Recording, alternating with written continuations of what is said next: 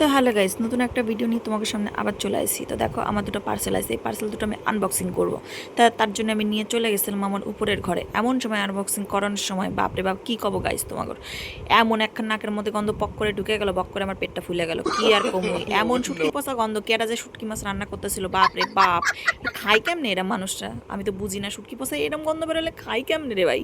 নাকের সামনে নিলাই তো এরম গন্ধ বেরোয়। এখন আমি জানি না, যাগর ভালো লাগে তাগর ভালো লাগে তারা খাই। তো দেখো তারপরে অবশেষে আমি নাক ফাঁক চাপা দিয়ে আমি সুন্দর করে আনবক্সিং করলাম আমার পার্সেল দুইটারে।